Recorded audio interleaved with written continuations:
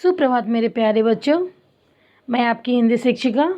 आज मैं आप लोगों को एक बहुत ही इंटरेस्टिंग स्टोरी के बारे में बताऊंगी, जिसका शीर्षक है हिमालय की याद में। बच्चों, इसकी पहली वाली कक्षा में इस पाठ का मैं कठिन शब्द करवा चुकी हूँ। आज मैं इस पाठ के माध्यम से आप लोगों को हिमालय की सैर करवाऊंगी। आप लोग भी ध्यान से इसको सुनिएगा। अब आगे चलते हैं। बच्चों, सबसे पहले तो हम लोग यह जानेंगे कि हिमालय पर्वत जो है वो बहुत ही ऊंचा, सबसे ऊंचा और दुनिया का सबसे अलग और बहुत ही खूबसूरत पर्वत है। वह हमें अपनी हरी भरी वादियों में हमेशा बुलाता है। इस पाठ में एवरेस्ट विजेता बछेंद्री पाल ने अपनी हिमालय यात्रा का रोमांचक वर्णन किया है। अब आप लोग के मन में एक सवाल आ रहा होगा कि ये बछेंद्री पाल कौन है। बच्चों, बछेंद्री पाल प्रथम भारतीय महिला एवरेस्ट विजेता है, जिन्होंने अपने आत्मविश्वास, अपने लगन, अपने दृढ़ इच्छा से अपने लक्ष्य की प्राप्ति कर ली थी। अब चलते हैं पाठ की ओर। बच्चों, इस पाठ में यह बताया गया है कि हिमालय जो है सदियों से दृढ़ता के साथ खड़ा है। दृढ़ता का मतलब क्या होता है? मजबूती के साथ खड़ा है। और कोई मनुष्य ऐसा नहीं है जो बार बार हिमालय तक पहुंचना चाहता हो। हिमालय में कुछ ऐसा आकर्षण है जो हर किसी को अपने पास बुलाना चाहता है और उसे अपनी ओर खींचता है। उसके बाद आगे जो वर्णन किया गया है उसमें बछेंद्री पाल बता रही हैं कि हिमालय के बारे में मैंने गहराई से तब जाना जब मैं विश्व की सबसे ऊंची बर्फ से ढकी चोटी सागर माथा, यानी विश्व की सबसे ऊंची चोटी जो है, जो बर्फ से ढकी हुई है, जिसका नाम है सागर माथा, पर वो जब पहुंची तो वहां पहुंचकर उसने सबसे पहले घुटने टेके और नतमस्तक होकर माँ दुर्गा को नमन किया। नतमस्तक का मतलब क्या होता है? सर झुकाकर, सिर को झुकाकर। आप लोग भी किसी मंदिर में जाते हैं तो सिर को झुकाकर भगवान को प्रणाम करते हैं। उसी तरह बछेंद्री पाल जब उस एवरेस्ट पे पहुंची तो वहाँ सबसे पहले उन्होंने नतमस्तक होकर माँ दुर्गा को क्या किया? नमन किया, यानी सिर को झुकाकर प्रणाम किया। फिर उन्होंने हनुमान चालीसा हिमालय की चोटी पर रखी। उसके बाद वहीं से कुछ तस्वीरें खींची। वहीं से बछेंद्री पाल ने कुछ अपना फ़ोटो भी क्लिक किया। जब वापस लौटी तो उनकी तारीफ़ के पुल, यानी उनका इतना तारीफ़ हुआ और बधाइयों के फूल राह में उनका स्वागत कर रहा था। और देश के राष्ट्रपति और प्रधानमंत्री ने भी उन्हें क्या किए? बधाई दी। बच्चों, अब आगे चलते हैं। उन्होंने कहा कि सबसे पहले जब मैं 12 वर्ष की उम्र की थी तो मैं अपने स्कूल की ओर से पिकनिक मनाने के लिए अपने सहपाठियों, यानी अपने फ्रेंड्स के साथ हिमालय की लगभग 4000 मीटर ऊंची चोटी पर चढ़ी थी। जब वो 12 वर्ष की थी तब उन्होंने अपने स्कूल के तरफ से पिकनिक मनाने के लिए अपने सहपाठियों के साथ हिमालय की लगभग 4000 मीटर ऊंची चोटी पर वो चढ़ी थी।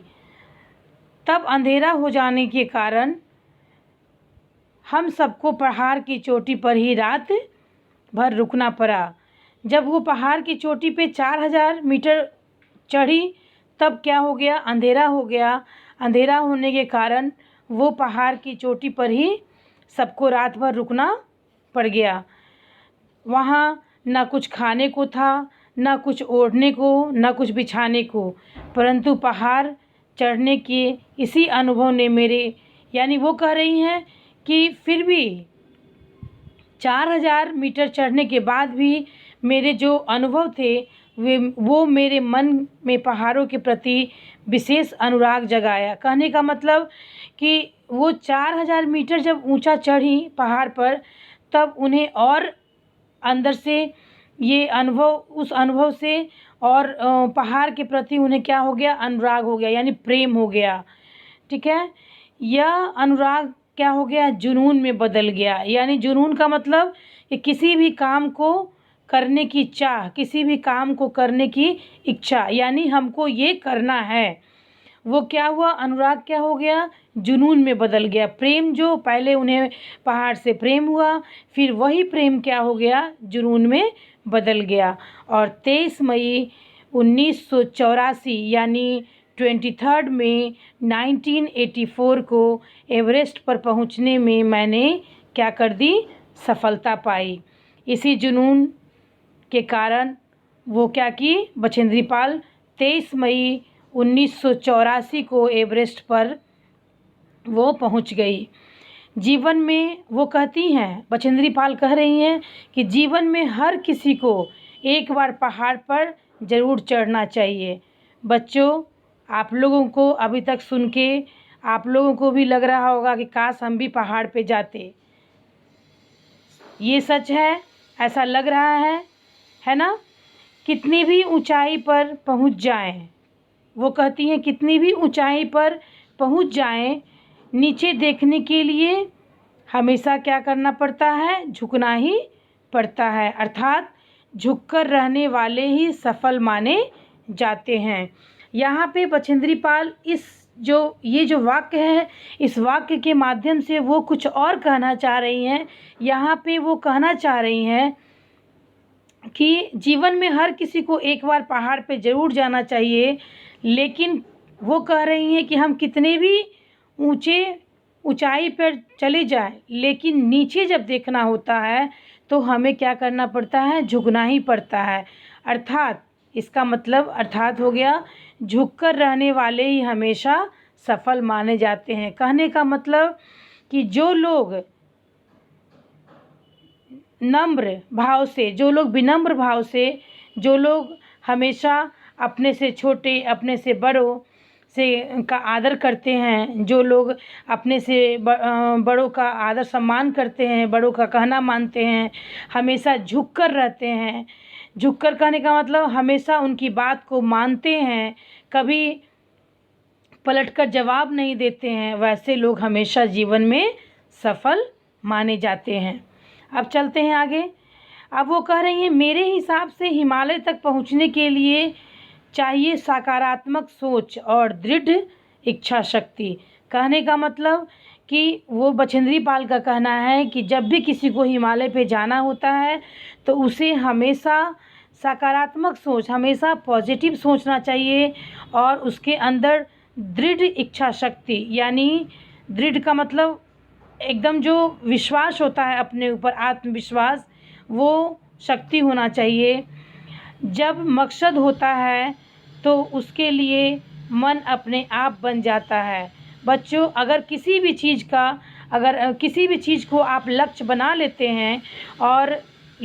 लेते हैं और उससे प्रेम करते हैं, और वो प्रेम अगर जुनून हो जाता है, और हमें अगर ये लगता है आप लोगों को कि हमें इस लक्ष्य की प्राप्ति करनी है, मेरा ये मकसद है, तो उसके लिए अपने आप मन बन जाता है और हम ऐसे मन बना के अपने लक्ष्य की प्राप्ति कर लेते हैं। अब आगे चलते हैं। हिमालय तक पहुंचने के लिए उससे प्यार और लगाव होना भी ज़रूरी है। बच्चों, अगर किसी को हिमालय पे जाना हो तो हिमालय पे पहुंचने के लिए हर इंसान को, जो इंसान जाना चाहता है ना, तो उसे प्यार और हिमालय से उसे लगाव भी होना ज़रूरी है। यहाँ पहुँचने से पहले यहाँ के सुंदर नज़ारों की कल्पना करनी चाहिए। ऐसा बच्चों, अभी हमको लग रहा है कि जब हम पढ़ा रहे हैं तो हमें भी ऐसा लग रहा है कि काश मैं भी हिमालय पे जाती, क्योंकि हिमालय की जो वादियाँ हैं वो बहुत ही खूबसूरत है। हम कल्पना करके ही हमें अच्छा लग रहा है। और बचेंद्री पाल को कितना मज़ा आया होगा जब वो हिमालय पे चढ़ाई की होगी। अब आगे बढ़ते हैं। पहाड़ पर चढ़ने वालों को कम सुविधाओं में जीवन जीना आ जाता है। जो लोग पहाड़ पे चढ़ते हैं वहाँ पे घर की जैसी सुविधाएं नहीं होती है। पहाड़ पे चढ़ने के लिए बहुत ही स्ट्रगल करना पड़ता है, बहुत ही कठिनाइयों का सामना करना पड़ता है। ठीक है। कपकपा देने वाली ठंड में 2-3 हज़ार मीटर की ऊंचाई पर जब बिना कपड़ों के तपस्या में लीन ऋषियों को अपने सामने देखते हैं तो आगे बढ़ने की प्रेरणा मिलती है। कहने का मतलब बचेंद्री पाल कह रही हैं कि जब पहाड़ पे चढ़ते हैं तो वो ऋषि मुनि क्या करते हैं, बिना कपड़ों, वो कपड़ा में कम कपड़े में ही वो क्या करते हैं, ठंड हो या फिर बरसात हो या कुछ भी हो, तो वो क्या करते हैं कि वो तपस्या में लीन होकर वो अपने सामने तपस्या में लीन रहते हैं। तो जब ऋषि मुनि को जब हम लोग देखते हैं चढ़ाई करते समय, बचेंद्री पाल ने जब देखा कि ऋषि मुनि तपस्या कर रहे हैं इतना ठंड में भी, तो ऐसा देखकर आगे बढ़ने की प्रेरणा मिलती है, आगे बढ़ने की सीख मिलती है, हिम्मत मिल जाता है कि जब ऋषि मुनि बिना कपड़े के कपकपी ठंड में भी ये तपस्या में लीन है तो मैं क्यों नहीं आगे बढ़ सकती हूँ। ठीक है। अब हिमालय पर जाने का अपना अलग रोमांच है। हिमालय पर जाना किसको अच्छा नहीं लगता। बच्चों, आप लोगों को भी लग रहा होगा कि मैं भी हिमालय पे जाऊं, है ना। आप लोगों के अंदर अगर लगन है, अगर आप लोगों के अंदर जुनून है तो आप लोग में से भी कोई या कोई भी जा सकता है। लेकिन अगर उसके अंदर जुनून है, मकसद है, अगर लक्ष्य बना लेगा तो वो भी जा सकता है, जैसे बचेंद्री पाल ने हिमालय यात्रा की थी। आप जानना चाहते हैं कि हिमालय कैसे बना होगा। बच्चों, अब वो कह रही हैं क्या आप जानना चाहते हैं कि हिमालय कैसे बना होगा। ठीक है। हिमालय पर आने वालों को नई ज़िंदगी मिलती है। जो लोग हिमालय पे चढ़ जाते हैं उन हिमालय पर आने वाले को क्या मिलती है, नई ज़िंदगी मिलती है। क्योंकि हिमालय पे जब चढ़ाई होती है तो बहुत सारी कठिनाइयों का सामना करना पड़ता है। खाना अच्छा से नहीं मिलता है, लोग सोते नहीं हैं, बर्फ़ टकराते हैं, जीव जंतु रहते हैं बहुत सारे।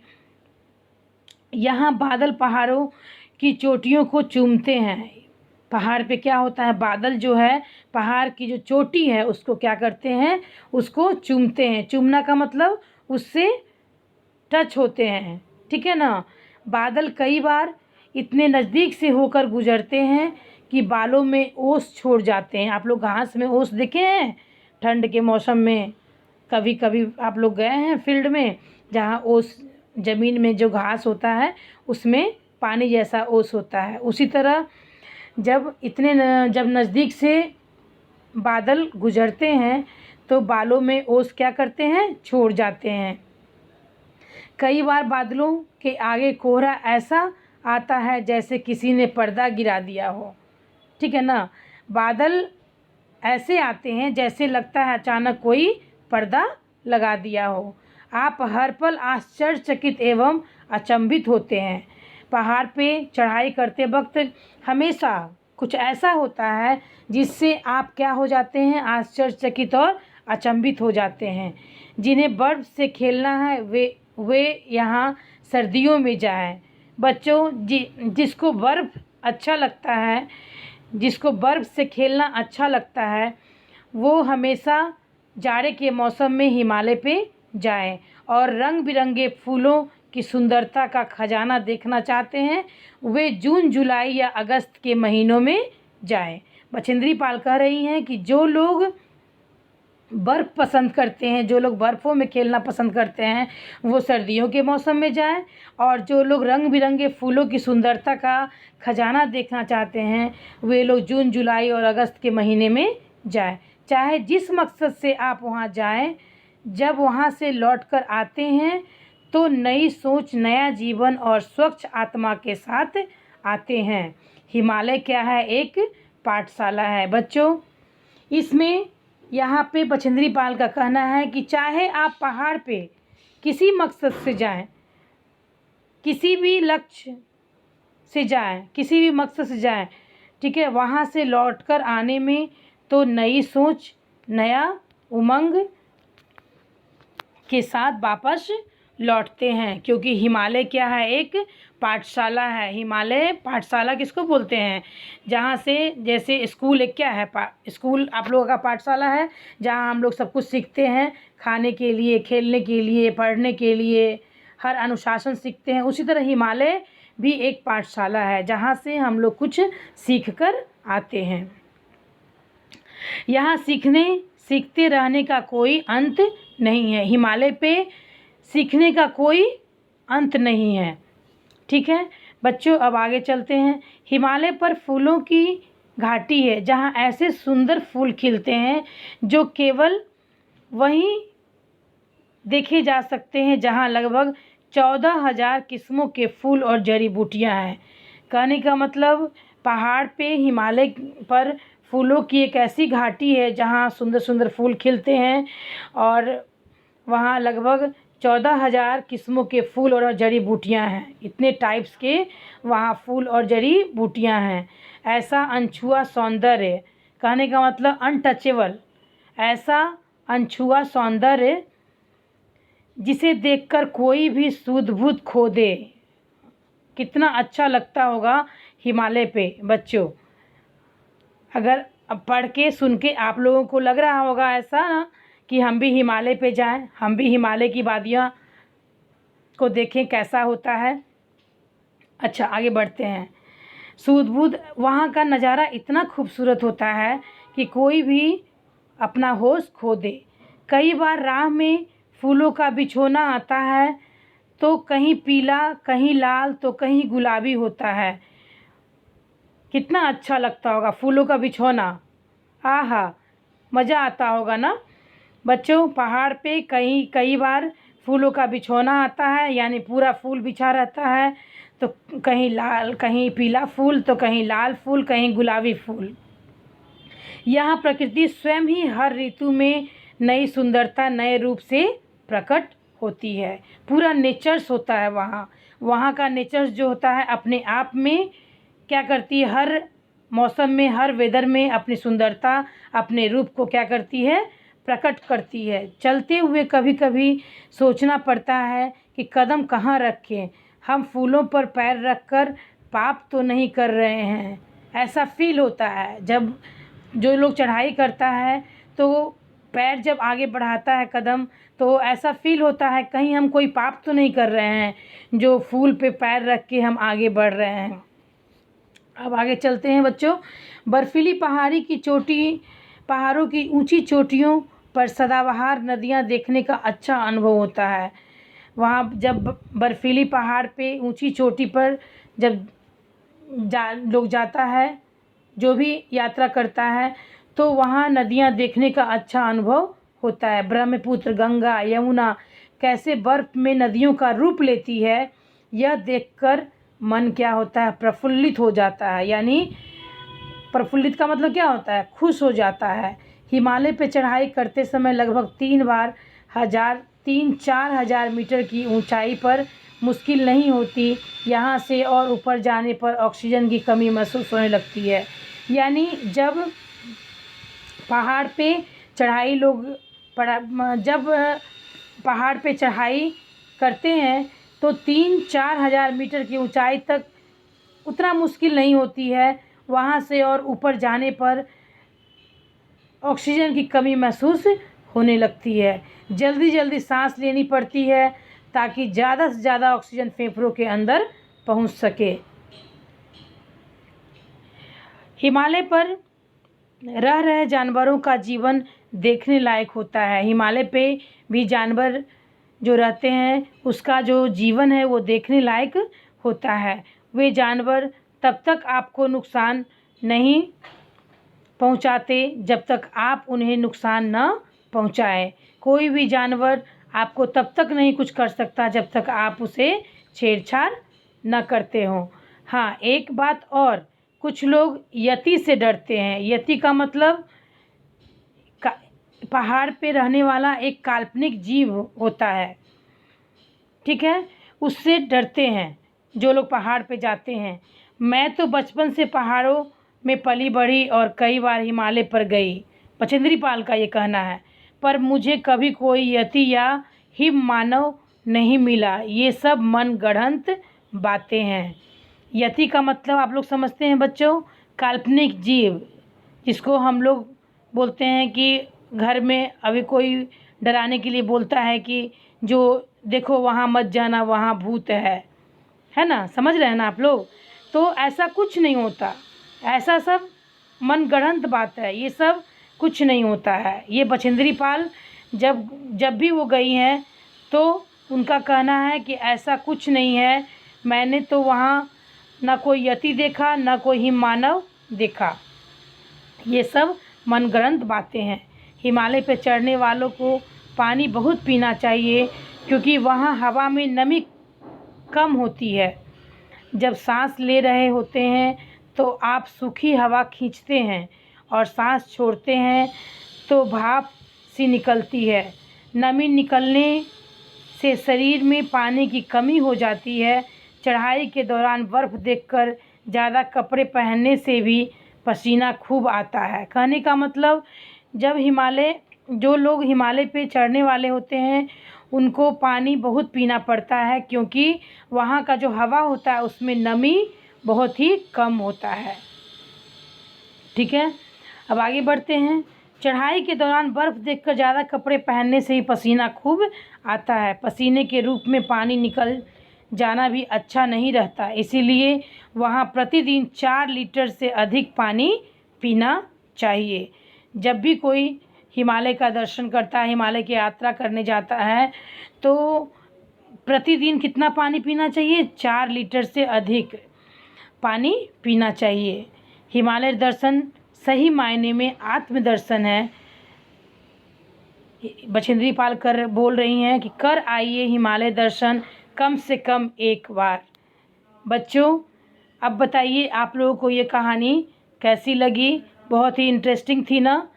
ऐसा अब सुनने के बाद आप लोगों को भी लग रहा है और हमें भी लग रहा है कि हिमालय की यात्रा करनी ही चाहिए।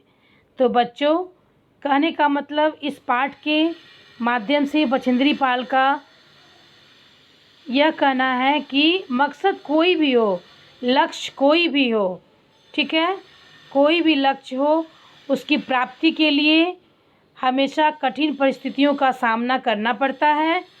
आपके अंदर दृढ़ इच्छा शक्ति होना चाहिए और प्रकृति से प्रेम होना चाहिए, ठीक है। और सबसे बड़ी बात है